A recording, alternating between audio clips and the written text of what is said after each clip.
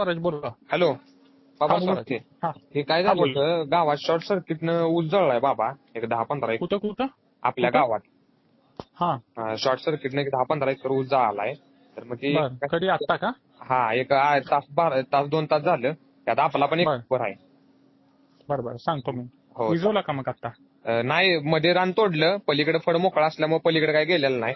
पण त्या तेवढ्या एरियातला ही झालाय. आणि मग ते तेवढं पहिले मग हे तर आग तर विजवून घ्या मग तोडायचं विजवली बघू. विजवली विजवली बाबा. हा तुम्हाला फायर फायटर पाहिजे असेल तर देतो पाठवून. नाही फायर फायटरची काही गरज नाही. ट्रॅक्टर घालून ऊस तोडून घेतलाय मधला, त्यामुळे ठीक वीज ठीक आहे कंट्रोल मध्ये आल्या.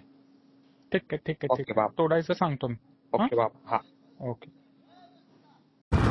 काल आता आपला ऊस जळलाय. तुम्ही मोठा व्हिडिओ आपला बघितला असला आपला किती ऊस जळलाय, काय झालंय. 30 गुंठ आपला ऊस जळलाय आणि सगळ्यांचा मिळून एक सरासरी 10 एकर ते 15 एकरच्या इन बिटवीन मध्ये ऊस जळलाय.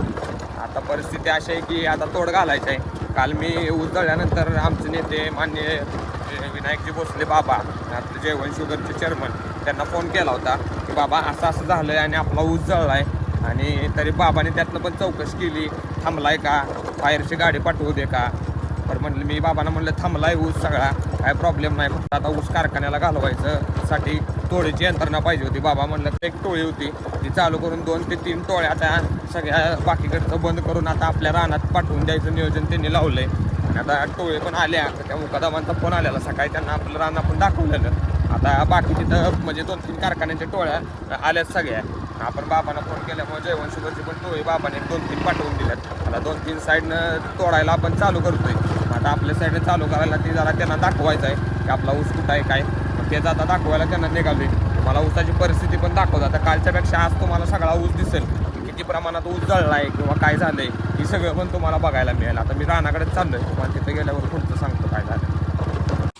आदल्या दिवशी बाबांच्या बरोबर फोन झाला आणि 24 तासात आज सकाळी मुकादमांचा पण फोन आला आणि चिडबाईंच्या बरोबर फोन झाला होता. आणि त्याचबरोबर दाद्याचे टोळे असल्यामुळं त्यांचा पण सकाळी फोन आला. मग मुकादमांना ऊस दाखवला आणि मुकादमांनी सकाळीच येऊन ऊस बघितला. 11:30 तर ऊस तोडायला चालू केला होता.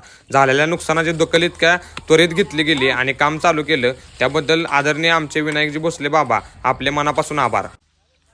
आता तुम्ही बाबांना मी आत्ताच फोन केलेला, म्हणजे आत्ता म्हणजे काल मी फोन लावलेला, त्याचं कॉल रेकॉर्ड पण मी टाकले, ते पण तुम्ही बघितलं असेल आत्ता.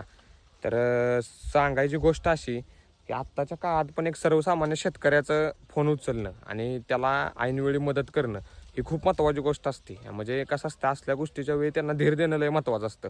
आणि ती गोष्ट आमचं नेतं कायम करत येते. म्हणजे आदरणीय सुरेश बाबा असतील, अतुल बाबा असतील आणि त्यांच्याबरोबरच विनू बाबा पण असतील.